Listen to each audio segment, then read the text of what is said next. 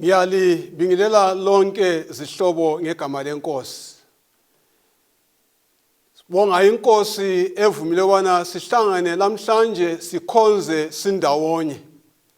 Ngiyanxusa ke ngalesi sikhathi ukuba sivule amabhayibhili ethu encwadini kaPeter ngokuqala, isahluko ngesokuqala, indinyana ngesihlanu. Ngiyabala lapha. Nina enilondolozwa ngamandla kaNkulunkulu ngokukholwa ukuba nibe nokusindiswa okulungiselwe ukwambulwa ngesikhathi sokugcina. Isihloko sethu salamhlanje ukugcinwa ngamandla kaNkulunkulu, kumbe ukulondolozwa ngamandla kaNkulunkulu. Asigobeni amakhanda sibeni lomthandazo. Baba wethu othandekayo osezulwini lalapha emhlabeni, sikulo umhlaba weziphithiphithi lapha izinto zonke ziguqukile. Abanye bayagulelwa, abanye balala ngendlala ngenxa yomumo walapha emhlabeni. Siyanxusa lamhlanje kuseni bona usifundise ukuphila singaphansi kwamandla akho. Egameni lakho ngiyakhuleka, amen. Nina elilondolozwa ngamandla kaNkulunkulu. Umcabango wale ivesi uma usithi nina elilondolozwa ngamandla kaNkulunkulu, uletha kimi ukuba kukhona abantu abangaphansi kwala amandla kaNkulunkulu. Bese kusiba khona abanye abangekho ngaphansi kwala amandla kaNkulunkulu. Thanda sokuzame esithandekayo, ikhangele labo abangaphansi kwamandla kaNkulunkulu. Nxa unguwe ongaphansi kwala amandla kaNkulunkulu, ngiyanxusa ukubana uqinisele ezweni kuBaba, ngoba likhona idwala elingalwa izimpi kunye nesitha sethu. Hlala ungaphansi kwalamandla kaNkulunkulu ngoba sekuseduze ekhaya. Ngilombuzo kulaba abantu abangekho ngaphansi kwalamandla kaNkulunkulu. Ungaphansi kwawaphi amandla na? Nxa siphila, banengi abantu abathembele ezintweni ezinengi. Abanye bathembe impande. Uma ephuma ekuseni, uyayihlafuna kancane, akhulume kabili, khafule, asuke sethi useqinile ngoba senento lamandla empilweni yakhe. Abanye bathembele kuntebe eziphefumulayo. Abanye bathembele kokungabafana okuncane okuthiwa ngondofa. Abanye bachaza ukuthi umuntu uyindoda kuphela nxa elolutho esikhwameni sakhe. Ungaphansi kwamandla kabani na? Bakhona abantu abacabanga ukuthi impilo isezandleni zabo. Nxa ufunda imbali kule ndoda ogama nguHitler. UHitler wavela wabheja wathi nxa esiya kwezakhe izimpi akamfuni uNkulunkulu phakathi kwakhe. Waze watsho ukuthi uJehova lo akasuke kimi ngiyekulwa ezami izimpi ngedwa. Indaba nxa ixoxwa ngoHitler, ithi yona uHitler walawula impi yakhe ethembe amandla ebutho lakhe. Ngesikhathi beqaqazana lebutho leRussia, ibutho leRussia latshaya ngapha langapha amandla wonke ayethenjwe nguHitler. Waze wayangena emlindini walawula impi yakhe esemlindini. Ephakathi khona ngale emlindini, ibutho leRussia lathuza okuzwayo waze wabona ukuba akusela ndawo lapha ngacatha khona uHitler. Finally indaba yithi wathatha isayinati wayifaka emlonyeni wakhe, wathatha uvolovolo wachitha ubuchopho bakhe, wafa engaphansi kwamandla angelathemba. Ungaphansi kwamandla aphi na? iBhayibheli liyangitshela ngendoda eyayingumlimi, yalima isivuno sanda okumangalisayo. Nxa lesi sivuno sasesandile, lindoda yakhangela isivuno sayo, yabamba iqolo, yathi ya ngiwachayile amabele, yakhangela iziphala zayo, yabona zizincane kakhulu, yathi manje enzakwenza yikudiliza lezi ziphala, ngakhe iziphala ezinkulu. Ngibe sengibhala phansi, ngihlezi phansi ngibhale u4.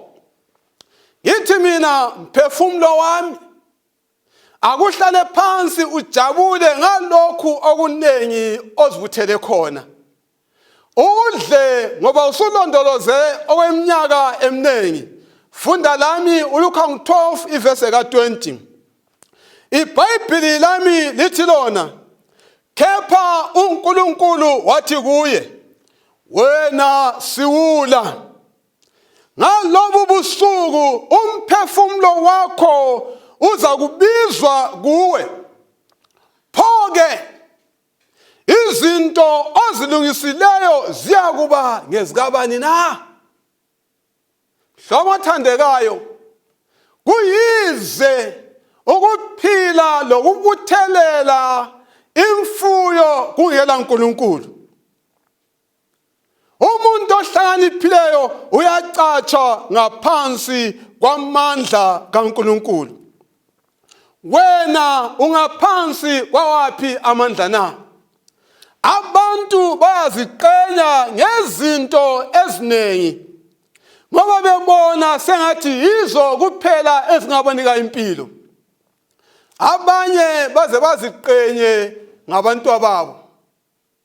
Khumbula ngomnyaka othize ngangisePlumtree, nxa sasiloda iroli, ngaleso sikhathi ngingumshayeli weroli, simi omama abathize babhizi bayaxoxa ngokulima, sezwa omunye esekekela ngephimbo eliphakemeyo, ebambe iqolo ethi antolima, nakalima ntolo, nakalima bana bangu. Wayethi mina kangisoze ngilime, ngalima kudala, hambani lina liyelima, mina ngalima abantu abami eGoli. Omalayitha baza kubuya ngamabhokisi, omunye uza kuvela eDurban, omunye uza kuza evela ePitoli, baza kuza indawo ngendawo bethwele emabhokisi. Engazi lo mama ukuthi ngosuku thize uza kwamukela inkalakatha ebhokisi, isiza ngomalayitha, kodwa iphaseli kungumntanakhe esebheke phezulu engekebone umuntu. Ngiyakhuthaza mhlobo wami othandekayo ukuba ungathembi izinto, themba uJehova. Uma uthembe umkakho ulakho ukufa, uma uthembe abantu bakho balakho ukufa. Kwasi isikhathi singathemba lezi zinto zisitshiya sesigula, sinemikhuhlane yabo BP, siphambane ngisho lengqondo. Themba uJehova ongabhubhiyo mhlobo wami othandekayo. Abangaphansi kwamandla kaNkulunkulu bazincoma ngoNkulunkulu hatshi ngezinto. UDavida lo kuPsalm 20 verse ka7 othi yena abanye bathembela ezinqoleni, labanye bathembela emabhizeni, kodwa thina siza kukhumbula ibizo lenkosi uNkulunkulu wethu. UDavida ofananayo kuPsalm 23 ivesi ka1 kusiya ku6, lapha ngizakubala kuphela ivesi yokuqala yodwa. uthi uJehova ungumalusi wami, angiyikuswela. Hamba lami kuPsalm 46 ivesi lokuqala. Uthi uJehova uyisiphephelo sami, ungamandla ami, ufunyaniswa elusizo kuso sonke isikhathi sokuhlupheka. Hamba njalo kuPsalm 34 ivesi ka2. Uthi uDavida, umphefumulo wami uyakuzibonga ngoJehova. Kuthi abathobekileyo bayakukuzwa bajabule. Malidunyiswe igama lenkosi bathandekayo. Zwana uPaul uthi uthini laye ezinqenya ngoNkulunkulu. 2 Timothy 1 verse ka12. Uthi ngalesi sizathu ngiyahlupheka. Nangalokho kepha akinamanhloni, utsho njana uPaul. Ngoba ngiyamazi engikholwe kuye, ngiyethemba ukuthi unamandla okulonda lokhu engikubekile kuye kuze kube yilolo suku, utsho njana uPaul. uPaul uthi ngiyinikele eyami impilo kuNkulunkulu. uNkulunkulu ofana nayo ngiyamazi, owami umphefumulo ngawunikela esandleni sakhe. Lanxa ngingafa ekuzeni kwenkosi ngiyaphinda ngizuze impilo ngela kuphela. Malidunyiswe igama lenkosi bathandekayo. Nina enilondolozwa ngamandla kaNkulunkulu. Ukulondolozwa ngamandla kaNkulunkulu akutsho lokho ibambe winanzelela indaba. Ngoba banengi abantu abacabanga ukuthi nxa belondolozwa ngamandla kaNkulunkulu kabasoze bangene ezilingweni. Ukulondolozwa ngamandla kaNkulunkulu kakutsho ukuthi kawusoze uhlangane lezilingo. Akutsho ukuthi kawusoze ungene phakathi kosizi. Awusoze ube lengozi. Awusoze ugule. Awusoze ugulele kumbe ufe loba ufelwe. iBhayibheli kalitsho ukuthi lezinto azozikwehlele mhlobo othandekayo. As long as ungaphansi kwamandla kaNkulunkulu, uza kugulelwa, uza kufelwa, konke kuza kwehlela wena mhlobo othandekayo. Funda lami uJohane 11 verse ka3. Ngodadewabo bakaLazarus abathi bembona uLazarus esiza, bathi bembona egula uLazarus, bathumela ilizwi kuJesu Kristu, bathi umngane wakho omthandayo uyagula. Ngitsho labangane bakaJesu Kristu bayagula. Lami engijumela lapha ngiyahlaselwa ngumkhuhlane. Labo flu bengangihlasela, ungibone ngwabamba bakhala sengihluphekile ngenxa yeflu bathandekayo. Ngoba sonke siyagula lanxa singabangane bakaJesu Kristu. Funda lami 1 Corinthians 10 ivesi lika13. Lithi lona anifikelwa ukulingwa okunjengokwabantu, kepha uNkulunkulu uthembekile ongayikuvuma ukuba nilingwe ngokungaphezu kwamandla enu, kepha oyakuthi kanye nokulingwa anenzele indlela yokuphunyuka ukuze nibe namandla. Nxa ufelwe namhlanje mhlobo othandekayo, bakhona abanjengawe abafelweyo. Nxa ugula bakhona abanjengawe abagulayo labagulelwayo. Kwesinye isikhathi nxa usuphakathi kokugula lokuhlupheka, kuyafika umcabango ukuthi nguwe wedwa ophakathi kwalezi zinto. Thanda bona ngikutshele ukuthi ukuvivinywa akusoze kuphele kuze kuyephela umbuso wesono mhlobo othandekayo. Funda lami Peter ukuqala, sahluko sokuqala indinyana yesithupha. Uthena ningadukiswa yizilingo eziyinhlobonhlobo. Evesini ka7 nabesana ukuze ukuvivinywa kokukholwa kwenu okuyigugu kunegolide elibhubhayo noma livivinywa ngomlilo kufunyanwe liqotho kube kudale ukubonga nodumo nokuhlonipha uNkulunkulu ekwambulweni kukaKristu uJesu mhlomo othandekayo. Izilingo siyahlala silazo kodwa asidumise uJehova ngoba lokhu kuza kwedlula. Hlala uqotho. Ukugcinwa ngamandla kaNkulunkulu kutshoni na? Leli bala elithi ukugcinwa uma ululandela kulimi iBhayibheli elalotshwa ngalo kasolimi olulula abathandekayo, libala lempi elitsho ukuvikelwa liqula lamabutho endaweni eyinqaba.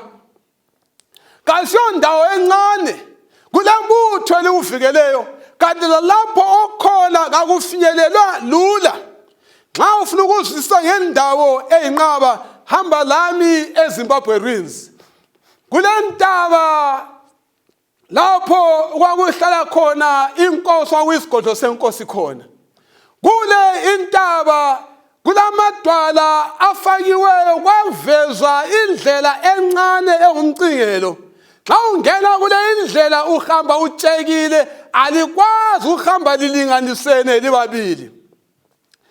Indawo eyinqaba nxa usiyaphutsha phezulu endaweni yenkosi, uthutsha unguwe wedwa kuse kufakwe kamasotsha. Nxa uthi uyathutsha bayagongoda baphosela phana eceleni. Kakufinyeleleki. iBhayibheli lithi lona sinjalo nxa singaphansi kwamandla kaJehova. Silindiwe liqula lezingilosi. Leli qula lezingilosi liyasivikela. Akula muntu ongasenza ulutho. Sinjengabantu othe ngangiqala abethinte inhlamvu zamehlo kaJehova. Xa ufuna ukuzwisisa ngalokho, buza indaba kaJobe. USathane wamzama ngapha uJobe wehluleka, wamzama ngapha wehluleka, waze waya kuNkulunkulu. uJehova uyambuza, uvela ngaphi Jobe? uJobe uthi yena, ngivela hamba lokuzulazula lapha emhlabeni. Umbonile yini umuntu wami olungileyo? Akukho umuntu onjengaye. uJobe abesesithi yena, uthulungile. Angithi ufake uthango, umbiyele ngothango. Yilo lolo thango engikhuluma ngalo bathandekayo. As long as ingaphansi kwamandla kaJehova, kulothango lezingilosi oluvikele impilo yami. Kumbe nxa ufuna usiya phambili, buza uGehazi. uGehazi nxa wayesebona ibutho lesitha libagombolozele yena lengcwele yakhe uElisha, uyagijima esiya kuElisha. Sesifile thina. uElisha uthi, hayi mfanami, ungakhali ngalokho. Wabakwazi ukuthi labo abangakithi banengi kulalabo abakubo. uNkulunkulu akumvulela umfana amehlo. iBhayibheli lithi wavulwa amehlo wabona bevikelwe liqula lezingilosi, liqula lamahashi avutha umlilo. Sinjalo bathandekayo, lami nxa ngihamba phakathi komphakathi ngiyakwazi ubana lanxa ngiyela motorcade ngivikelwe bathandekayo. Zikhona izithunywa zikaJehova ezivikela umphefumulo wami. Leso sizathu mhlobo othandekayo, ngiyakukhuthaza ngamazwi kaIsaya 41 verse ka10. Nxa ukhangele umkhuhlane wecorona, nxa ukhangele oBP, nxa ukhangele umkhono welizwe owayo, nxa ukhangele ukuthi lokho ebengikuthembile angisela sizo ubana ngingakuzuza noma ngaphi, uJehova uthi kuIsaya 41 verse ka10, ungesabi mntanami ngoba mina nginawe. Ungapheli amandla ngoba mina nginguNkulunkulu wakho. uJehova uyasivikela bathandekayo as long as sivuma ubana sibe ngaphansi kwamandla akhe. Sivikelwa kukuphi na? Okokuqala sivikelwa ukulindwa, sivikelwa ukuba singakhubeki. Funda lami uJude 24. Kepha kuyena onamandla okukulinda ukuba ningakhubeki, ukuze nimiswe phambi kwenkazimulo yakhe ningena sici, ninokuthokoza okukhulu. Sivikelwa ubana singakhubeki, singaweli esonweni, ukuze ngosuku thize siyekuma phambi kwesihlalo sezulu sinentokozo, sihlabela ingoma, ngithwele izinyanda ngokuthokoza okumangalisayo. Sivikelwa komubi bathandekayo. Funda lami abaseThesalonika 3 ivesi ka3. Ithi kepha inkosi ithembekile eyakuniqinisa ililondoloze komubi. Yeka ngilethe umfanekiso wokuvikelwa komubi. Enye indoda yaloba yathi yona ibona uSathane ekhangela ijaha esaselitsha. Ilihawukele ethi leli jaha liyamthanda uJehova, kodwa ngifuna leli jaha liyewela esonweni. Athi ngiza kumlanda lo mfana ngimenze atshontshe emsebenzini wakhe. Engatshontsha abanjwe, engabanjwa aqotshwe emsebenzini, engaqotshwa emsebenzini ayenze okukhulu kwedlokuqala ayebolela ejele. uSathane besemnqanela lo mfana, xa efika ubona amlinge lo mfana athole leli jaha lisemoyeni madoda, liphakathi kokuhlabela ingoma, ngizidela kuwe Nkosi ngothembeka kuwe. uSathane anyukubale amchiye ngoba engaphansi kwamandla kaNkulunkulu. Athi yeka ngilande okuyinkazana okuneminyaka engu-18. Athi lokhu ngizakwenza kuhambe kuye kumavuzu party, ikudonse kuye kumavuzu party. Kungangena amavuzu party ikufundise indakisa yonke abafana bakwenze isigcabha sakho.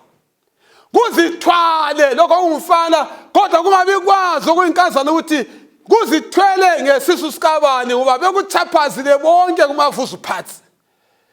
Nxa sekuzithwele sokuqala, emva kwezinyanga ezithize kuzithwele sesibili, esesithathu, esakoncube, esakophili, esakompofu, kuze kube le-United Nations egumeni lakho. Nxa sekunjalo kuye kufa kuhawula.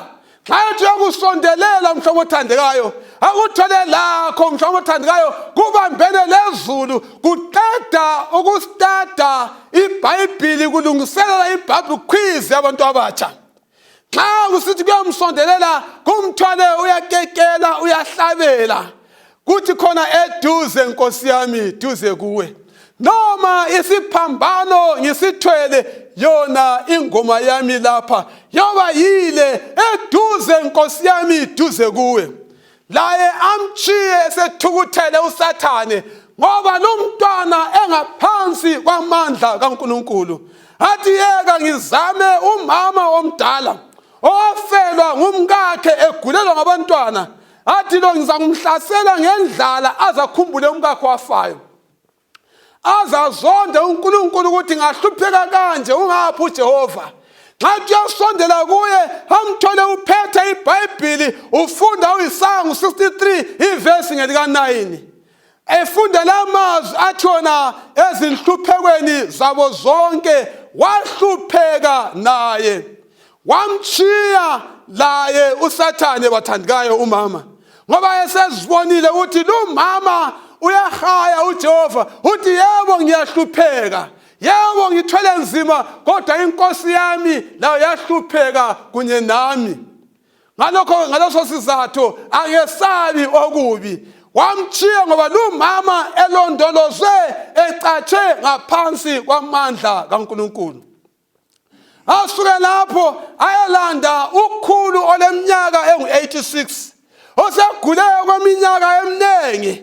Xa ukhangela lo muntu omdala, lengalo yakhe isilucingo isincane kangaka ukwedlula ingalo yomntwana omncane. Lelizwi kalisekho ubana liphumele phandle, kanti lamehlo kasaboni ngenxa yomkhuhlane. xa esondela ubana afake ukuthandabuza ubana lubaba angabambeleli emandleni kaNkulunkulu, ahlangane leqhegu liphakamisa ikhanda lalo kancane, umphefumulo ungasavumi, kodwa nxa liphakamisa ikhanda kancane leli qhegu alizwe lihaya uJehova lithi lona, uJehova ungumalusi wami. Nxa lokho samkhangele uqhegu kuthule ukuthi zwi, emva kwemzuzu ethize awudobhe futhi umoya uqhegu, azwakale sithi yena, noma ngihamba esigodini sothunzi lokufa, angikwesaba okubi, ngoba ngiyazi ukuthi wena unami. Intonga yakho lodondolo lwakho luyangiduduza. Emva kwalamazwi bathandikayo, leli qhegu ligobise ikhanda lihle lithule ukuthula kokufa. uSathane azonde umangalisayo ngoba umuntu omdala efe engaphansi kwamandla kaNkulunkulu. Ngiyanxusa mhlobo othandekayo, hlala ngaphansi kwamandla kaJehova esikhathini esinjengalesi esiphila kuso. Isikhathi esiphila kuso sidinga abantu abazehlisa ngaphansi kwalamandla, ngoba zonke izinto esemaceleni ziluthebethebe olutshonayo loludlulayo mhlobo othandekayo. Thanda bona ngikukhuthaze ukuthi ukwazi ukuthi empilweni awukwazi ukuzigcina wena ngokwakho. Hamba lami kuJohana 15 verse 5. Ithi yona, mina ngingumvini, nina ningamagatsha. Ohlala kimi nami kuye, lowo othela izithelo eziningi, ngokuba ngaphandle kwami lingeke lenza lutho mhlobo othandekayo. Funda lami incwadi kaDesire of Ages, upage 324. Uthi yena umlobi, uKristu kumele aphile phakathi kwenhliziyo zethu ngokukholwa. Kumele sibambane loNkulunkulu ukuze umelane lokuzithanda lezilingo zonke, ngoba ukuzithanda kuyisitha somuntu. Xa siya phambili uthi yebo ungachiya indlela ezimbi okwesikhatshana, kepha ungayekela ukubambana loNkulunkulu, uza kwehlulwa yizilingo. Ngalezo zizathu uyakhuthaza ukuthi woba ngumngane loKristu ukuze uhlale uvikelekile emandleni esitha. uJeremiah 10 verse 23 uthi ngiyazi ukuthi indlela yomuntu kayikho kuye, akukuyo indoda ukuba ihambe iqondise izinyathelo zayo. Xa ufunda usiya phambili bathandikayo, uyathola imfihlo engakugcina ungaphansi kwamandla kaNkulunkulu, ngoba indinyana yethu ekhanda esifundayo namhlanje ithe nxa ungaphansi kwamandla kaNkulunkulu ngosindiso, ungaphansi kwamandla kaNkulunkulu ulakho bona ungene osindisweni. Ungasindiswa kanjani na? Nansi imfihlo engakugcina ngaphansi kwamandla kaNkulunkulu. Number 1, kholwa kuJesu Kristu. 1 John 5 verse 11 ka 12 ithi yona, yilobu ubufakazi bokuthi sonke siphiwe impilo engela kuphela. Ole ndodana yakhe ulokuphila ngela kuphela, kepha ongelayo akalakho lokho kuphila ngela kuphela. Kanti uPaul kuFilippines 4 verse 13 abesesiqinyisa leyo ndaba athi, nginamandla okwenza konke ngaye ongiqinisayo. Kholwa kuJesu Kristu, hlala kulo uthando kaJesu Kristu. uJeremiah 31 verse 3 uthi ngikuthandile ngothando olungaphakade. Kumele ngikholwe uJesu Kristu, ngiphinde ngihlale othandweni lukaKristu, yena ongifelayo. nguPaul lo bathandikayo enanzelela ukuthi uthandwe kangakanani nguNkulunkulu kuRoma 8 verse 35 kusiya ku37. Uthi yena ngubani oza kungahlukanisa lo thando lukaKristu? Kambe ukuhlupheka na? Kambe lusizi na? Kambe ukuzingela na? Kambe ukufa inkemba? Abalise zonke izinto. Kodwa ku37 labesithana, kanti kulezi zinto zonke sedlula abanqobi ngaye owasithandayo. Ngaye owasithandayo. Hlomathandekayo, hlalani othandweni kaNkulunkulu. nguPaul njalo ngenxa yoluthando kaNkulunkulu uthi ku2 Corinthians 5 verse 14 uthi ngokuba uthando lwenkosi luyangifuqa luyangiqhubezela kuBhayibheli lesizulu. Awesini bathi lungichiya yila option ngapha bana ngilandele inkosi yami eyangithandayo. Letha isibonelo sothando lukaNkulunkulu uPaul asiletha kithi. uPaul yena ngokwakhe ngenxa ukuthi uthandiwe nguJehova wavuma bana ehluphekela uKristu. Acts 21 verse 13 uPaul yabaphendula abantu uthi nenzelani ukukhala nicoboza inhliziyo yami na ngokuba sengilungele kungesikho ukuthi ngiyabotshwa kuphela kodwa sengiredi ukuthi ihambe ngiyakufa khonale eJerusalem ngenxa yegama likaJesu Kristu. Amen bathandekayo. nguJosepha njalo oveza ukuqinisela ngenxa yothando kaJesu Kristu. Nxa umkaPhotifa wayebona isigaqa sejaha umfana wayakhekile emzimbeni wakhe wamgqozela indeda wafumana ngawo uyalala laye. Genesis 39 esincane ngu8 lesika9 uthi uJosepha wathi kumkankosi yakhe, bheka inkosi yami ayikwazi enginakho endlini, inikele konke okwayo esandleni sami, ayinkulu kunami kule indlu futhi ayingodlelanga lutho ngaphandle kwakho kuphela wena mkaPhotifa, ngokuba wena umkayo. Pho ngingenza kanjani lobu bubi obungaka ngone phambi kukaNkulunkulu na? Hlobo thandekayo, abantu abahlala othandweni kaNkulunkulu bayazithiba kuzo zonke izinto ezingenzakala empilweni yabo. Lawe muntu omutsha thanda bona ngikutshela ukuthi ungatsho ukuthi no as long as uKristu ekuwe, ungatsho ukuthi hayi kuma drugs, ungathi hayi kundakisa zonke, ungathi hayi kupono, ungathi hayi ku-premarital sex, uzigcine uhlambulukile uze uthathe umthatho ohlambulukileyo. Abalondolozwa ngaphansi kwamandla kaNkulunkulu bavikelwe yini na? Thanda wena ubambe lokhu ongakwenza uhlale uvikelekile. Number 1, hlala ezwini likaNkulunkulu. uJesu izwi likaNkulunkulu laba lihawu lakhe. Funda lami uMatthew 4 verse 1 kusiya ku9. Nxa uSathane wayesiza bona alinge uKristu wema ngebala elilodwa, kulotshiwe ukuthi lawe unganqoba ngokuthi kulotshiwe ukuthi.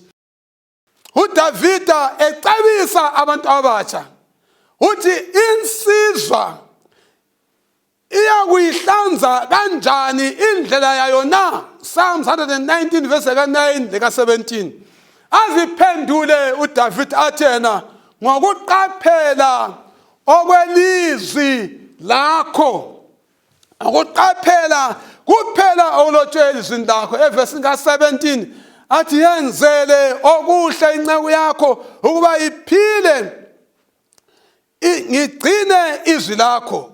Great Controversy page 593 lo 594 uthi kubo bonke abafihla amaqiniso eBhayibheli engqondweni zabo bayakwazi ukuba beqinile esikhathini esinzima esizayo. vumela ilizwi kaJehova libe ngumduli wempilo yakho. Faka amazwi eBhayibheli engqondweni zakho nxa uSathane esiza bona aze kulinga azawuba yijurawolo eza kumninela khatshana. Isivikelo sesibili mhlobo othandekayo ngumthandazo.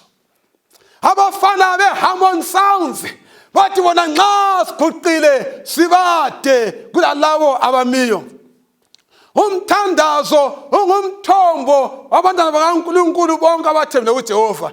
Ngitsho nabafundi bakaJesu bathandekayo bathembela emthandazweni. Funda lami umsebenzi waPostoli 24 verse 24 kusiya ku31. Ithi bona sebezwile baphakamisa izwi kuNkulunkulu benhliziyonye bathi somandla, wena owenza izulu, wena owenza nomhlaba, wena owenza ngisho lolwandle nakho konke okukukho. Evesi ka31 kuthi abakhuleka kwaze kwazamazama indawo abakuyo.